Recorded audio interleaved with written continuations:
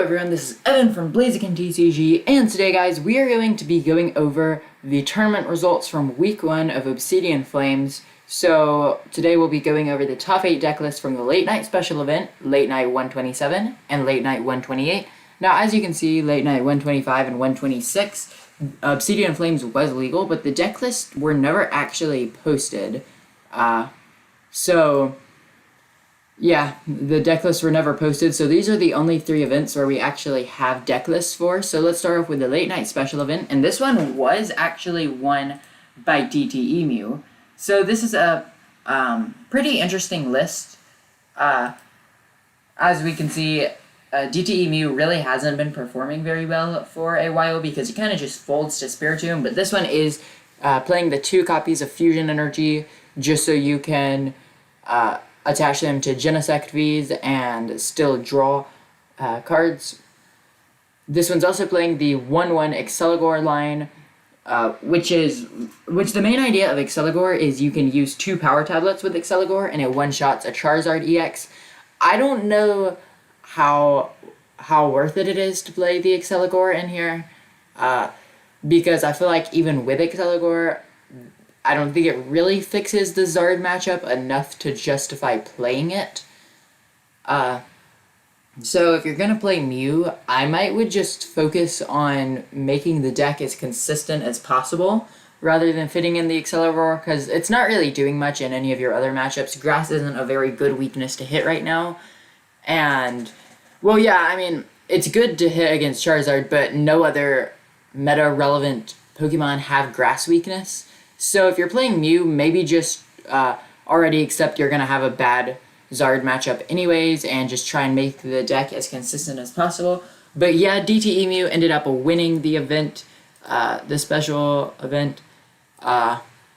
Then we have, it looks like a Lost Zone box. So this is a Turbo Lost Box deck, but rather than playing the Drapion, actually playing the Shaman V, which hits weakness against Zard.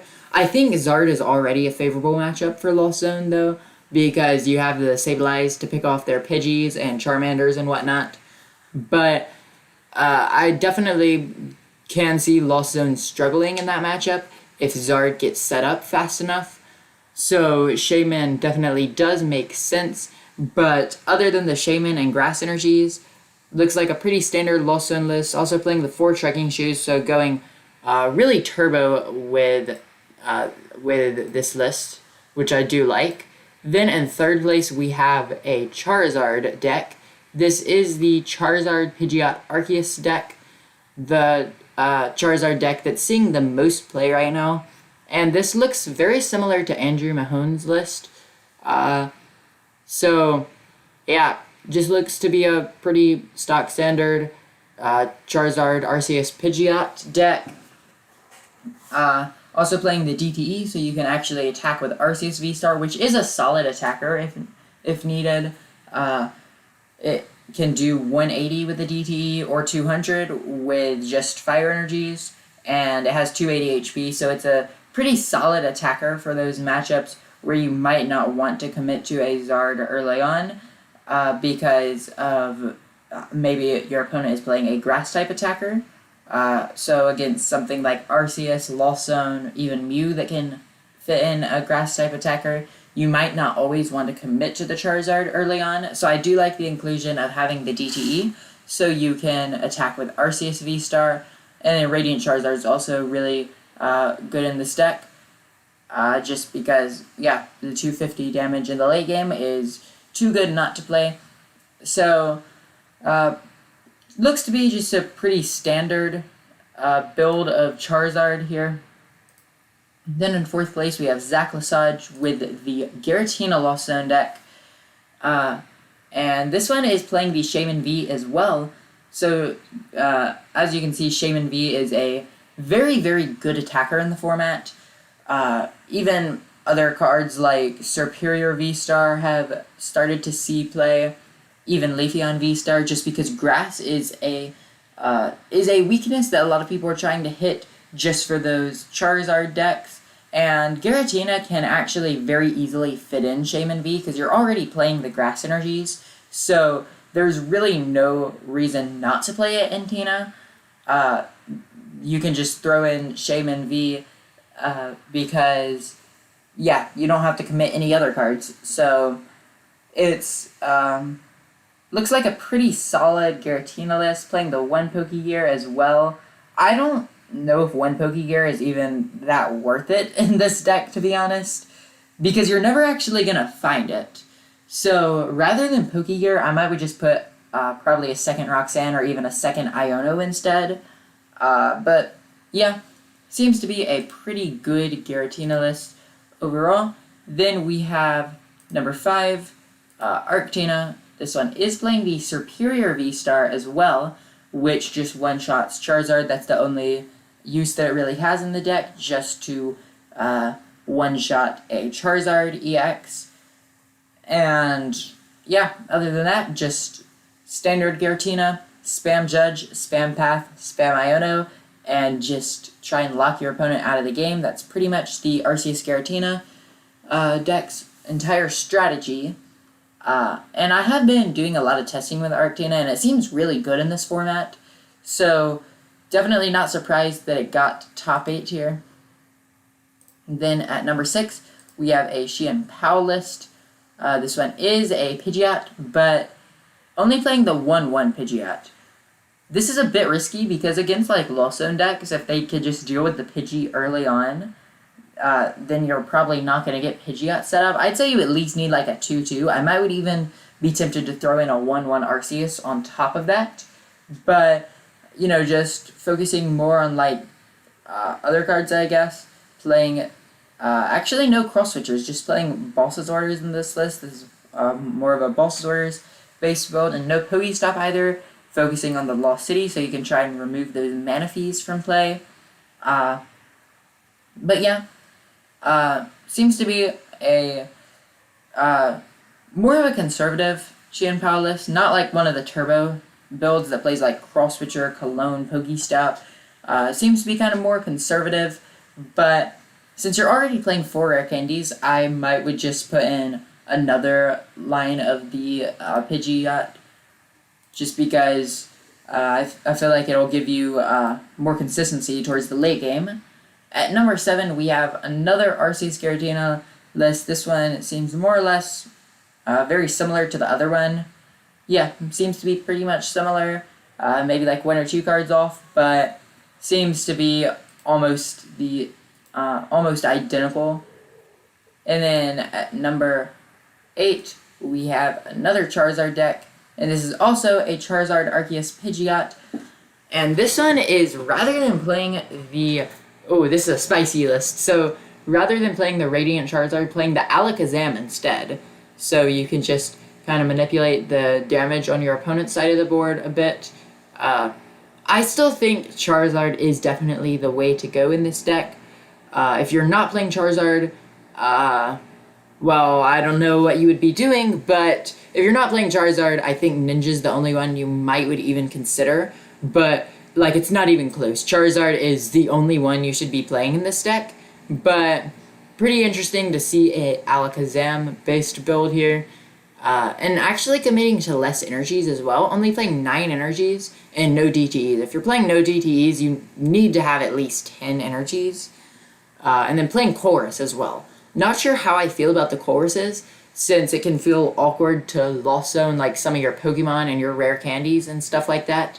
But yeah, there's really not a whole lot of cards in this list that you would actually be okay with Lost Zoning. So I don't know how I feel about Chorus. Maybe like, I feel like Research is just better in this list. I feel like there's just a lot of better draw supporters than Chorus in this list. And then also playing that Vengeful Punch, which if you don't know what this does, it's basically just a Guardy tech. You can put it on like your Charizard or whatnot, and if they attack with Arcana Guardy, then this will also knock out the Gardevoir. So there are the top 8 deck lists for the Late Night Special Event. Late Night 127, we have a Giratina list winning it all here. And this one seems to just be a very, very basic Giratina list. No crazy text, no Shaman V or anything. Playing the 1 of Pokegear, I don't quite understand what the 1 of Pokegear is ever going to do. It doesn't seem like you'd ever find it, but yeah, maybe just up your supporter counts and play like an extra boss or something, and then also just 1 water energy, which I'm actually fine with just the 2 water energies rather than 3, because most of the time they're going to be playing down the Manaphy anyways against you, so I think I'm actually fine with that. Then in second place we have another Giratina list. Giratina has been performing very well lately, and this is just another very standard list. Finally, someone who's playing more than a 1 Pokegear. This list is playing 3 Pokegears, so really committing to those Pokegears, trying to get those supporters out quickly. And then, yeah, other than that, looks to just be a very standard Giratina list. Then we actually have Single Strike Lugia at third place, a deck that a lot of people really have thought was kind of a dead deck, but seems to still be quite alive here, getting third place. And this one's actually playing Cobalion. So this basically just, I believe this just gives you 30 more damage. Yeah. Oh, I know what it. Oh, yeah, I know what it's for. So I believe once you get like 3 energies on the Tyranitar, then you would be doing what? 300. Yeah. So this makes it so 3 energies on a Tyranitar can one-shot a Charizard EX. Sorry, I had to figure out what that was actually there for. I haven't seen Cobalion really at all up to this point. It's never seen play until now, but anyways, the Cobalion is there, so if you have 3 energies on Tyranitar, then you can one-shot a Charizard. So a very nice tech inclusion there. I've literally never seen that card before up until now. And then also playing the Squawkabilly, the Stonejourner, Pumpkaboo, a few Pokemon that aren't always seen in Lugia decks, but seems to just be a very consistent Lugia deck overall. No Urshifu, which I definitely do approve of, because Duraludon is like completely absent from this format. So Lugia in third place, and then in fourth place we have yet another Giratina list. An alternate title for this video would be showing like 20 Giratina lists at once. Yeah, Giratina is incredibly overpowered, it seems, in this format, and this one is not playing any Manaphy's. Definitely do not think that is going to be the way to go with Giratina, because you're already going to struggle against Lost Zone decks, so if you're just letting them use Moonlight Shuriken to always pick off your Comfeys and Sableye, that can definitely lead to some problems. So this one, I guess, is just accepting you're going to lose the Turbo Lost Zone matchup anyways, and then playing the 4-3 Giratina line. I think 3-3 is definitely the way to go, because you don't necessarily want to be starting on Giratina. You'd rather start on a Comfey, so you want to at least have more Comfeys than Giratina, so you can at least somewhat raise the odds of you starting on Comfey. But yeah, I think 3-3 is probably the best way to go here. Then in fifth place we have another Lost Zone deck. This is another Turbo one, and this one is playing the Shaman as well as 1 Grass Energy and 1 Luminous Energy. So yeah, the Shaman is definitely a very good card in the Lost Zone decks, just so you can one-shot a Charizard towards the later stages of the game, but still no Drapion, which I guess is fine because a lot of... there's not really a whole lot of Mew in this format because the Mew players are... yeah, Charizard's kind of just scaring off the Mew decks, so yeah. Seems to be just Turbo Lost Zone with the Luminous Energy. I mean, I don't know how I feel about the Luminous Energy. Maybe it would be better to just play 2 Grass Energies, but I guess this can count as a Grass or a Psychic, since you're only playing 2 Psychics, or even a Water or a Lightning if you need it to. But yeah, but I feel like if you're playing Pokestop, it's going to maybe lead to some trouble at times, because a lot of times you might just discard the Luminous Energy off Pokestop, So I don't know how I feel about the Luminous Energy. It might be good. I haven't really tested it a whole lot, but it might be good. Then we have a Gardevoir list. Gardevoir, we haven't, I think this is our first Gardevoir list we've actually shown today, and this one's playing no reversal energies, kind of just one of the more old school Gardevoir lists, just playing the basic energies, but actually playing kind of almost the same build that James Cox played, with the 2 Zacians, the 2 Force Seal, and the 2 Workers, so kind of more like Turbo Guardy, sort of, and yeah, this list definitely seems very solid. Haven't tested this list a whole lot. The list I've been playing is more of like a reversal-based build, kind of like the one that Tord played at Worlds, but got a 10-2 and a 10-3 and 2 record at the late night 127. So yeah, seems to work pretty well. Then at, I believe, 7th place, we have another Giratina deck. This one is also playing the 4-3 line. Still don't know how good that actually is. Maybe 3-3 would just be better. I think 3-3 is probably the way to go, but this one is at least playing Manaphy, so that's good. And then other than that, just seems to be playing just a consistent Giratina list. Just always gonna get set up pretty much, which is probably the best way to play Giratina. Just play a consistent list just so you always get set up, since Giratina is very bricky at times. Apologies for that, I couldn't get the page to load, but here we have another Arctina list. This one's also playing Superior, just so you can one-shot that Charizard later on, and no Spiritomb in this list.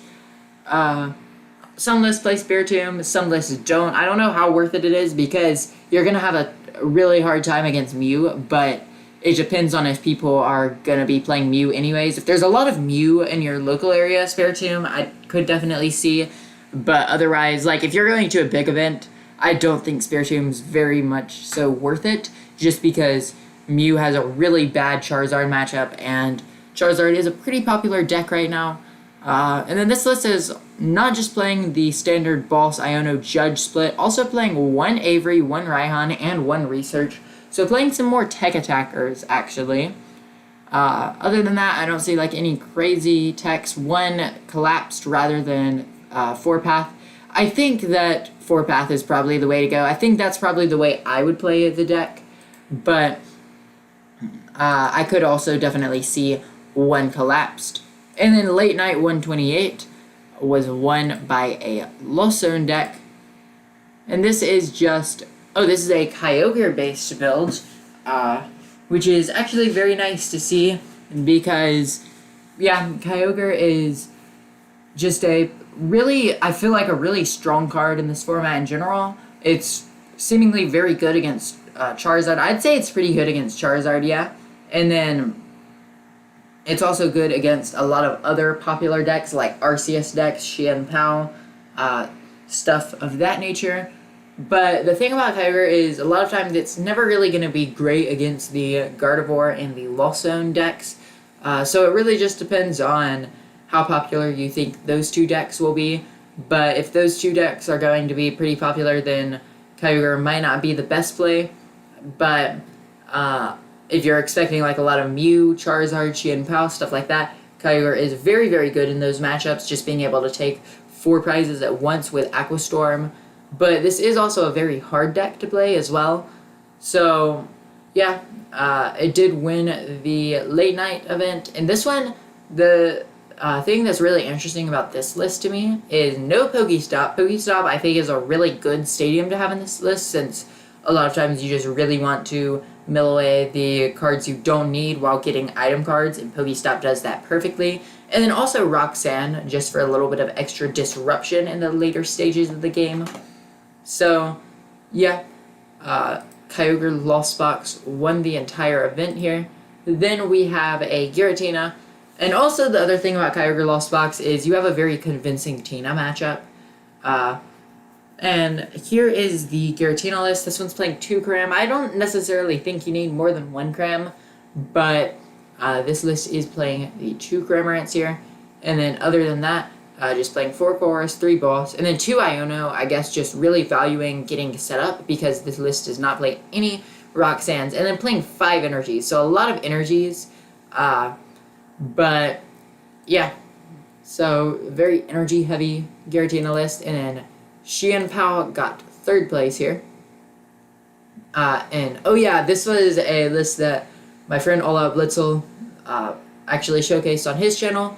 And this one actually plays the Rev of Room. I'll go over this card because I'm sure a lot of people have never even seen this card because it's never really seen a whole lot of play. It's similar to Bibarel. His ability lets you discard an energy and draw till you have 6. So you get 1 more card than Bibarel, which is good, but it is at the price of discarding energies. And in situations, this can actually give you 2 extra cards because sometimes with Bibarel, you would have like that energy that's just clogging up your hand. So with this one, you get to discard the energy as well.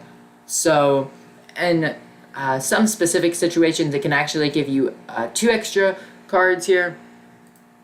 And then also with the Xian Pao list, you want to be getting energy from the discard quicker so you can use Star Portal fast because this one is a Palkia based build. So this list definitely does seem very, very interesting, and then playing the Skater's Park as well so you can get back the energies and consistently use Xian Pao. So definitely some cards you don't see every day in Xian Pao, but this is a very interesting list that got 3rd place. Then we have another Arceus Giratina list. This one is also playing the Serperior.